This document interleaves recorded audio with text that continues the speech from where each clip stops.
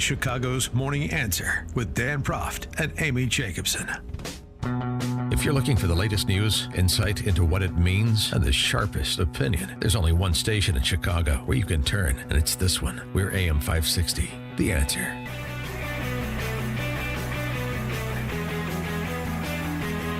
Top of the morning, Dan and Amy. A theology professor from over there in Scandinavia has an interesting idea as it pertains to the pro-Hamas forces on college campuses, both in the form of student groups, but more directly, the administrations.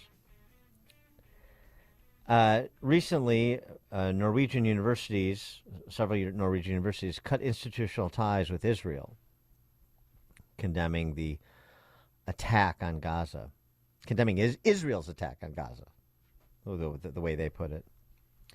They put a hold on an exchange. One university, Oslo Metropolitan, put a hold on exchange programs with the University of Haifa and announced it wouldn't enter into new agreements with Israeli universities. The University of Southeastern Norway criticized Israel's actions and terminated cooperation agreements with 2 Israeli universities. So what this professor suggests is, to date, 38 U.S. states have adopted legislation designed to discourage boycotts against Israel. In a similar vein, he writes, universities in the United States should consider setting up counter boycotts against foreign universities that attempt to isolate Israel. Norway would be a great place to start, where he teaches. The title of his piece is "Please Boycott My Country." This could mean terminating strategic partnerships for research and student exchange. So, he points out, when Norwegian university faculty and boards call for boycotts of Israel, their virtue signaling comes without much of a cost. But a counter boycott might change the calculus, because losing U.S. partners would hurt most institutions. I like that. I like a little jujitsu here, and it gives people on college campuses something to do other than try and just sit passively by while they're screamed at, or they have to bear witness to the barbarism of these pro-Hamas, pro-genocide forces on college campuses. Do something constructive and, take a page out of their book and turn it on them a little bit. I like that. For more on this and other related topics, pleased to be joined by Fleur Hassan-Nahoum, Deputy Mayor of Jerusalem, newly appointed Secretary General of the World Confederation of United Zionists, and host of the popular JNS, that's Jewish News Syndicate, JNS show, The Quad. Fleur Hassan-Nahoum, thanks for joining us. Appreciate it. Thank you so much for having me. Good morning. Good morning. So what about that idea? What about prompting the forces that are supportive of Israel and more just generally supportive of peaceful pluralism to take a little bit of the attitude of some of these pro-Hamas student groups and put pressure on universities to say, cut ties with those who are going to ally with pro-Hamas forces? Well, I actually believe that that the only way is offense and not defense. And the problem that we've been constantly just defending ourselves from absolute stupidity, because these people are essentially people who stand against pluralism, who stand against women's rights, who stand against human rights. They're taking the side of genocidal terrorists who make it very clear what they want to do with the rest of Israel, with the rest of the world. They're funded and backed by Iran, and we all know that Iran have got jihadi ambitions across the world, but there's no rights for anybody in Iran. And it seems like everybody's lost their brains. And so if this is what we're going to be doing, instead of actually being constantly on the defense, we have to go on offense. And this is offense. This is, okay, you're going to be dumb-brained enough to boycott the only democracy in the Middle East, the only place in the Middle East where Arab citizens can actually vote. Arabs are not voting anywhere in the Middle East. And this is who you want to boycott, well, then we're going to boycott you. And I think that's a great idea. I know that people have been doing it for a number of years. This is not new. And certain states have been doing it. Certain states have been divesting of investments with people who decided to boycott Israel. And so if it can work for the business world, I think it can work for the academic world as well. Well, Yeah. how do you think Hamas won the PR war with our youth? And Well, that's a great question, and it's something I've been really looking into for a while. And I think it combines a number of things. First of all, you have to, I mean, you know better than me because I'm not living over there, how destructive and poisonous the toxic mind culture is. And that basically says that you can never be a victim if you are seen as a successful minority. It's only the encouraged failure, essentially. The original sin is white privilege, and Jews are very close to that, even though we've never been privileged, and most of us are not white, but it doesn't matter. It doesn't make a difference.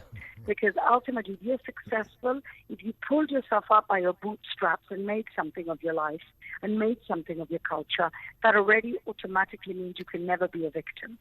And they basically sanctify victimhood and sanctify helplessness. It's really the opposite of the American dream when you think about it.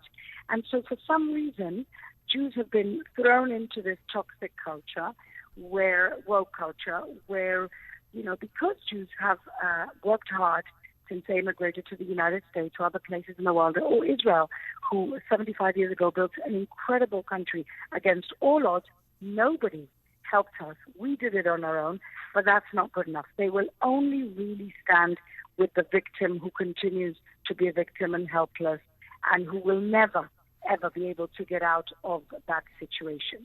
And so that's part of it. And the second part, I hate to say, but it's true, the anti-Semitism is a mutating virus, and in every generation it takes a different shape. When my family was kicked out of Spain 500 years ago, it was for religious reasons. When Jews were carted to the gas chambers 100 years ago, or less than 100 years ago, it was for ethnic reasons. All of a sudden, anti-Semitism was ethnic. And now it's all about this, incredibly silly concept of the post-colonial world, where essentially Israel, even though this is our indigenous homeland, we've become somehow the white foreign colonizer of the land called Israel after the people of Israel. So, facts and history don't really matter to these people. The main thing is that they should pick on the successful party, and even when the successful party has been brutally raped, taken, kidnapped, a war started against them, 1,200 innocent people killed, it doesn't make a difference because, they deserve it. How concerned are you about the Biden administration's vacillation on Israel? Sometimes saying Israel has a right to defend itself and we need to eradicate terrorist organizations, and other times saying we need a ceasefire. Bibi's gone too far. I disagree with this, and so, and then the politics of it here, including a protest vote that came out of Dearborn, Michigan, in the primary the other day for Biden. So against that backdrop, though, we have the news, at least the reporting, that Israel may be weeks away from something approximating total victory per its operation in Rafah. And so I mean, does what is going on in the domestic politics here in America with the Biden administration matter that much at this point, or is it just noise and the Israeli government is prosecuting the case to victory, and victory is near? Well, I don't see any victory here without our 134 innocent hostages coming home. And so victory is a word we can throw around, but until those people are home with their families, I can't see that we can claim any type of victory. So that's Okay. the first thing. We have destroyed the majority of the battalions of Hamas in Gaza. There's still about 4 left in the south of Gaza and 2 left in the center of Gaza. This is after destroying about 14. So we are making headway, and the humanitarian crisis over there is mainly caused by the fact that Hamas don't care for their people, and essentially they're stealing the supplies and they're stealing the humanitarian aid. So even when people say more humanitarian aid, it makes no difference how much you bring in. There is enough already. It's just that there's no real effective body to distribute it, and also there's nobody to stop Hamas, the terrorists, from stealing the aid. And so it's a real mess in there. It's a mess that Hamas caused. I think most people are beginning to be very resentful of Hamas. And ultimately, I judge the United States by its actions, less than its words. And ultimately, we have received much help from the American government, from the military, not just in hardware, but in all sorts of other ways. And so, America is our closest ally, vice versa. We are a beacon of democracy here in this part of the world, where there would be no democracy if we weren't here. And so I'm positive that ultimately the American government will let us finish the job of getting rid of these genocidal terrorists. I'm hoping that's the case. I want to ask you about something that happened this morning, probably the afternoon your time, but the 104 that CNN is reporting, Gazans who were killed this morning, they were waiting in line for food and humanitarian aid, and they're claiming that Israel launched an airstrike against them. Is that even true, or what do you know about it? I didn't hear any confirmation that Israel did that. Remember, we're in the middle of a war. War is ugly. War is something that you try and do the best. Israel tried to do the best to limit casualties, to limit civilian innocent casualties. But you're dealing with a very, very difficult terrain where Hamas are actually doing their maximum to put innocent civilians in harm's way so that the whole world will be outraged by Israel in a war that we didn't even start. That's their tactic, and it works because all of these 18 to 24-year-olds that Israel is the guilty party in this situation because people are obsessed with images, and those are the images that are coming out. And Israel is very sensitive about the images that we release about our victims because we respect the families' rights to keep their privacy. And so we could also show a lot of dead children, unfortunately, but we have a little bit more self-respect than that. That's the difference. I just have to ask, the members of Congress that are most openly hostile to Israel, the Ilhan Omars, the AOCs, the Rashida Tlaibs, Cori Bush, that whole gaggle of legislators.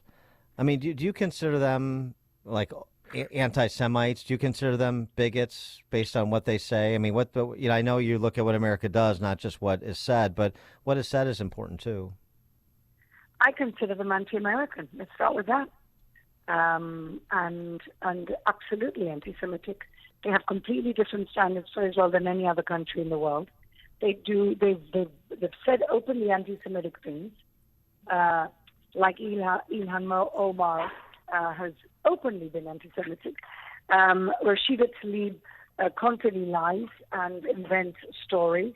But more than anything, I don't think these women who are being paid a salary by the United States government, Congress, actually are patriots of the country that took them in.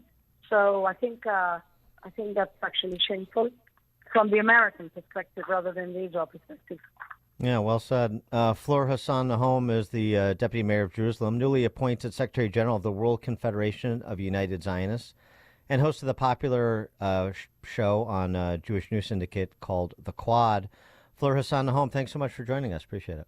Thank you so much. Thank you. Thank you. And she joined us on our turnkey.pro answer line. The stories you need to know to start your day.